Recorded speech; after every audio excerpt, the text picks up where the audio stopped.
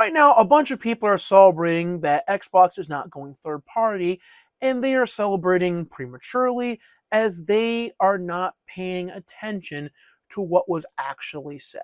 Now, today, I'm going to splice together here shortly a slew of bits from the podcast showing that Xbox is indeed still going third party, and then we're going to talk about interviews and leaked memos that also support this while proving my point that Xbox is testing the water with these first 4 games.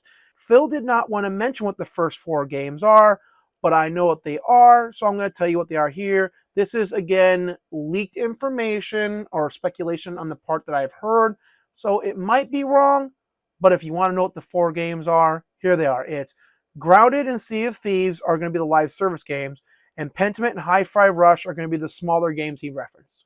Importantly, Phil Spencer did not say that Indiana Jones and Starfield would continue to be exclusive. He referenced that they would not be part of the original 4, and that is an important distinction. While other times during this presentation, the references to third party were brought up amongst a bunch of fluff, which does make it hard to figure out what they're saying. Let's let them put it in their own words. Then we will look at various leaks and memos.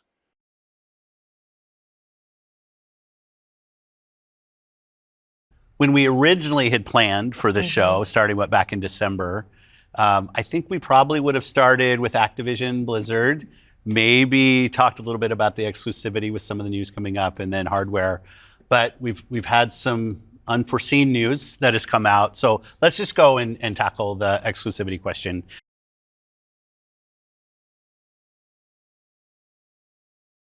So these 4 titles, what are they? Can you say? I'm not going to name those games. The teams that are building those games have announced plans that are not too far away. As we know, game teams put a lot of energy into their announcements with the partners. So I don't want to take anything away from those teams.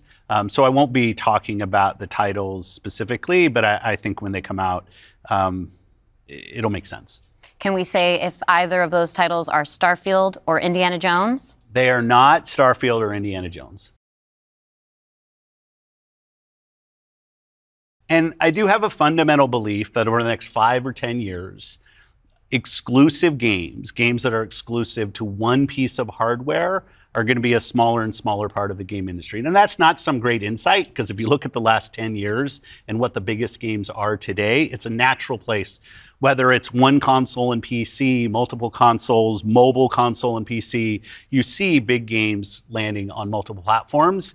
And we want to be a great platform for creators that are trying to realize that potential.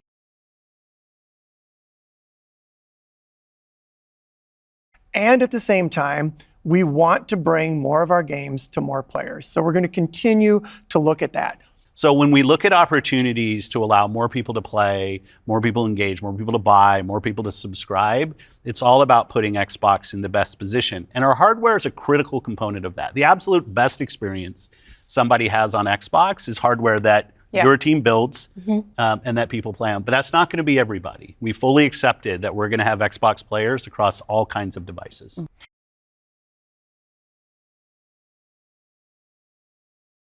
But it is this view that people are going to play Xbox in multiple places. There's other information out there in the form of leaks and memos that suggest that Xbox is going third party, and we're going to look at some of the information now. This article from The Verge contains a leaked memo from Phil Spencer that just leaked today, and we're going to skip through most of this all the way to the bottom here, the part I've highlighted, because it's the part that's relevant to our discussion. As always, links will be in the description if you so want to fact check me on everything I'm saying. Let's go. We have a different vision for the future of gaming, a future where players have a unified experience across devices, a future where players can easily discover a vast array of games with a diverse spectrum of business models, a future where more creators are empowered to realize their creative vision, reach out a global audience, unite their communities, and succeed commercially, a future where every screen is an Xbox. This is a future where Xbox is everywhere, consistent with our promise to empower the players to play games you want with the people you want, anywhere you want. Keywords, anywhere you want. But there was a question raised, what a future where every screen is an Xbox is referencing.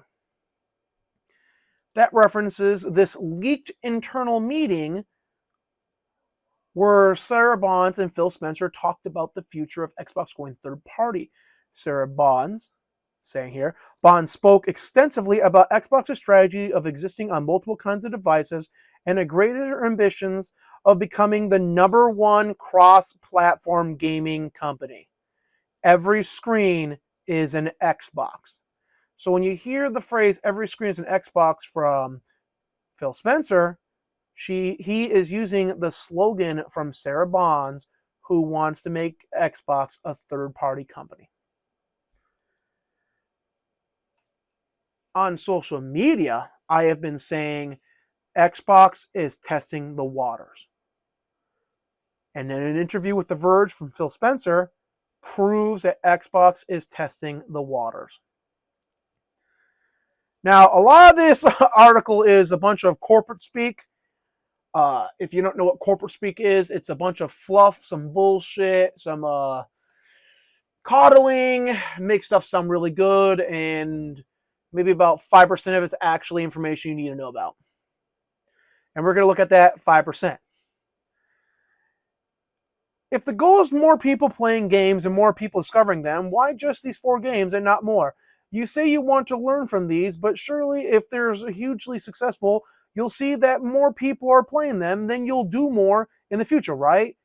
Phil Spencer responds, yeah, but we haven't seen that yet. We want to make sure that the return makes sense. We want to make sure the audience that's there has an appetite. Maybe they don't. We'll also watch what happens on Xbox as well. Our goal would be that the communities of those games grow. They grow, they thrive, but we'll see. We'll see what happens when we take games that launched originally on Xbox and PC and bring them over to other consoles other closed platforms. We don't know. We just want to make sure it's good for the long-term health of Xbox.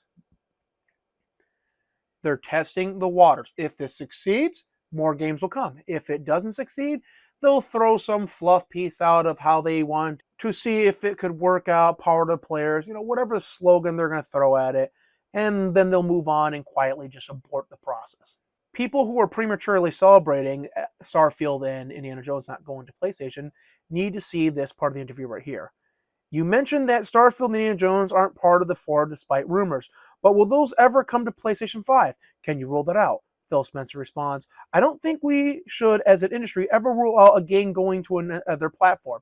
We're focused on these 4 games and learning from the experience. We're testing the waters. If it succeeds, more come. And then lastly, I want to go back to something you mentioned in the FTC versus Microsoft case. You testified that putting Xbox games on PlayStation means that Sony uses 30% of the revenue that they get from those transactions to try and basically kill Xbox or undermine Xbox in certain ways. So why would you want to do more games on that platform if that's the case? Phil responds, maybe this is why we're doing 4. I'm going to learn about our partnership with other platforms. I'm going to learn about what happens with our players. I think it will benefit the games we're putting there, and that's a good thing for us. And if we can use other platforms that have gamers, and maybe some of those gamers don't want to play it on the PC and don't want to play it on Xbox, and that can help us grow our business. I think that's great. If the net result is that other things are punitive to the Xbox platform and try to limit our growth, then we'll have to think more carefully about how we support those other platforms. As you can see, they're straight up telling you they're testing the water with these 4 games. They're probably going to release in the first half of 2024. If this is successful, if these games do well on PlayStation, more games will come going forward.